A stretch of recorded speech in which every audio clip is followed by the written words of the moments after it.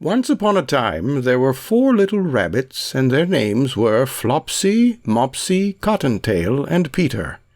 They lived with their mother in a sandbank underneath the root of a very big fir tree.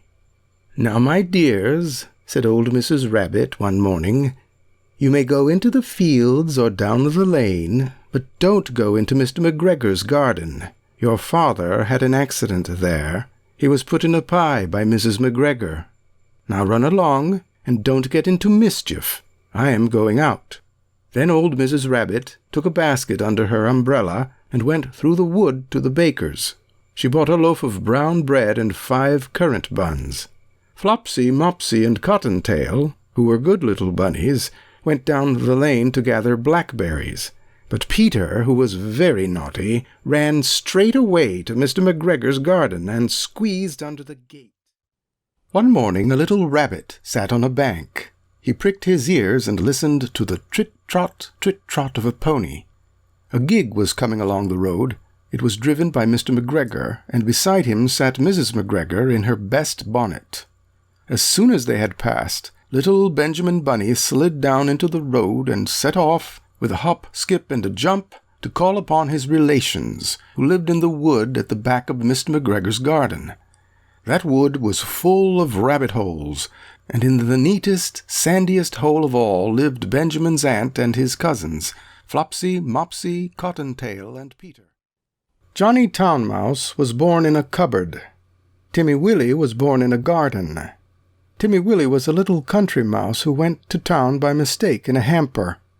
The gardener sent vegetables to town once a week by carrier.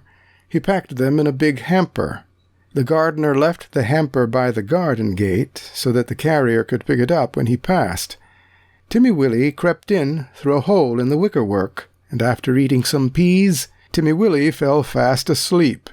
He awoke in a fright while the hamper was being lifted into the carrier's cart. Then there was a jolting and a clattering of the horse's feet. Other packages were thrown in. For miles and miles, jolt, jolt, jolt. And Timmy Willie trembled amongst the jumbled-up vegetables. Once upon a time there was a frog called Mr. Jeremy Fisher. He lived in a little damp house amongst the buttercups at the edge of a pond. The water was all slippy-sloppy in the larder and in the back passage. But Mr. Jeremy liked getting his feet wet. Nobody ever scolded him, and he never caught a cold. He was quite pleased when he looked out and saw large drops of rain splashing in the pond. "I will get some worms and go fishing and catch a dish of minnows for my dinner," said Mr. Jeremy Fisher. "If I catch more than 5 fish, I will invite my friends, Mr. Alderman Ptolemy Tortoise and Sir Isaac Newton." "Cousin Peter! Peter Rabbit! Peter Rabbit!" shouted Benjamin Bunny. The blue-coated rabbit sat up with pricked ears. "Whatever is the matter, Cousin Benjamin? Is it a cat, or John Stoat Ferret?" "No, no, no! He's bagged my family! Tommy Brock! In a sack! Have you seen him?" "Tommy Brock? How many, Cousin Benjamin?" "7, Cousin Peter, and all of them twins.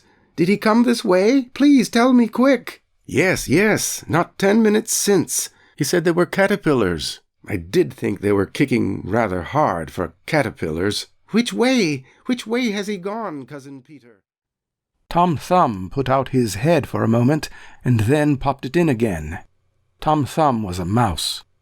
A minute afterwards, Hunca Munca, his wife, put her head out too, and when she saw that there was no one in the nursery, she ventured out on the oilcloth under the coal-box.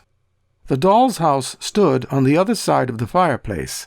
Tom Thumb and Hunca Munca went cautiously across the hearth-rug. They pushed the front door. It was not fast. Tom Thumb and Hunca Munca went upstairs. In the time of swords and periwigs and full-skirted coats with flowered lappets, when gentlemen wore ruffles and gold-laced waistcoats with paduasoy and taffeta, there lived a tailor in Gloucester.